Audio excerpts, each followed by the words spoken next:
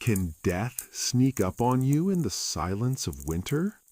What if the cold itself is the deadliest enemy? In A Cold Greeting by Ambrose Bierce, we dive into a world of mystery and mortality, where fear intertwines with isolation. Join us on Classic Storytime Hub to experience this reimagined tale in English. Before we dive in, subscribe for your daily stories. Now, let's go. It was the summer of 1881 when I crossed paths with a man named James H. Conway, a visitor from Franklin, Tennessee.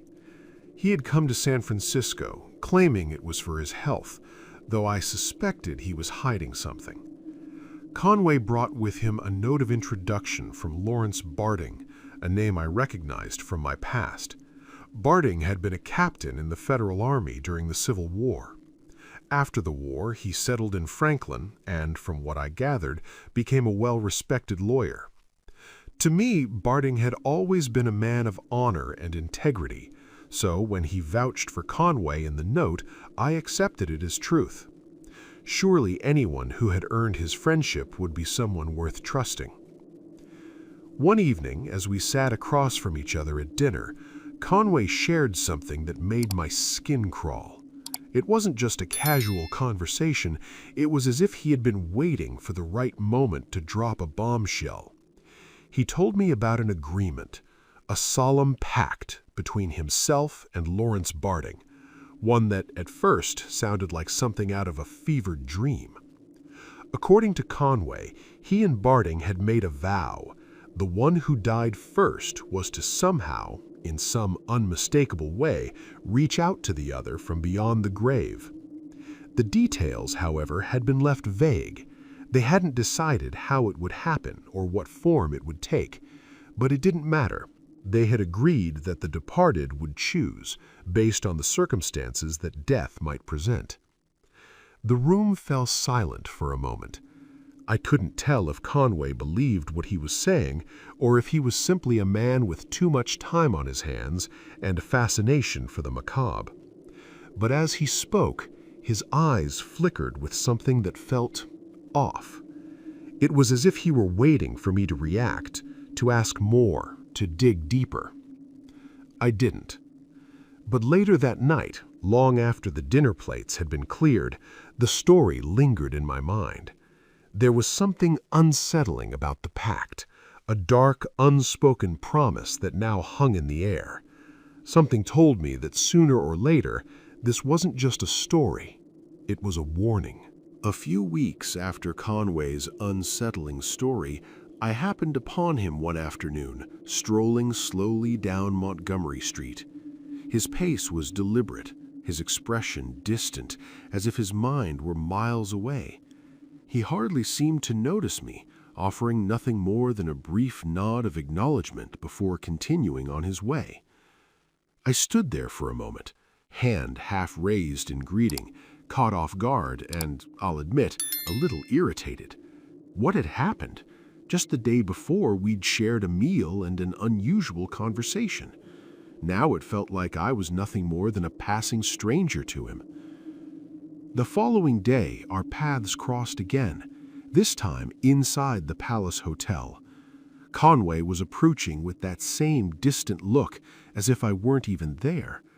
I wasn't about to let him brush me off again. Stepping into his path, I greeted him sharply and asked, "What's going on? Why the cold shoulder?" For a moment, Conway hesitated, his eyes flickering with uncertainty. Then, as if a sudden weight had settled on his shoulders, he met my gaze and said, "Mr. Foley, I don't believe I can claim your friendship any longer, not since Mr. Barding seems to have withdrawn his own. Why he's done that, I have no idea. If he hasn't told you already, I'm sure he will soon enough." I felt a chill run down my spine, an inexplicable tension in the air between us.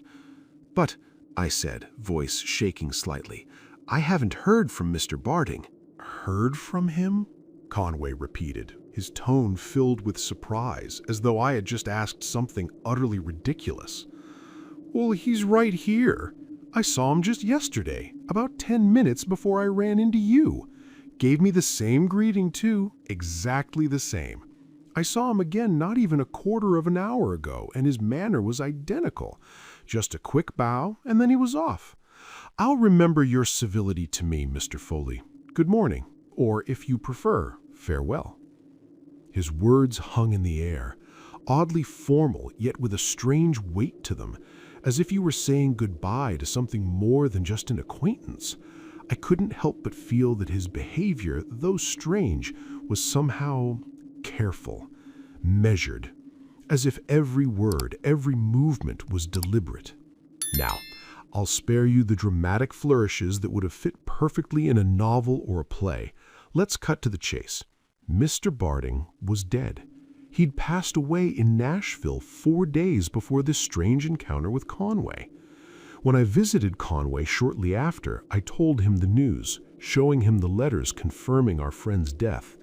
The change in his expression was immediate. His face drained of color, and I could see it in his eyes. This wasn't the reaction of someone who had been pretending. No, this was real. He was affected, deeply so. And in that moment, I had no doubt about his sincerity. After a long pause, Conway finally spoke, his voice low, almost to himself. "It seems impossible," he murmured, clearly struggling to make sense of it. "I must have mistaken another man for Barding. And that cold greeting, it must have been some stranger offering a mere nod of acknowledgement. I remember now. He didn't have Barding's mustache." I nodded, playing along, though something twisted in my gut. "Yes, it must have been someone else," I said, trying to keep my tone even, as if nothing was amiss. But deep down, I couldn't shake the feeling that something far stranger was unfolding between us. And that was the last time we spoke of it. But I couldn't forget. I had something with me that afternoon, something small, folded carefully in my pocket, a photograph of Barding. It had come with the letter from his widow. The photo had been taken just a week before his death, and there was something about it that made my heart skip a beat. The man in the picture was smiling, but there was no mustache. No mustache.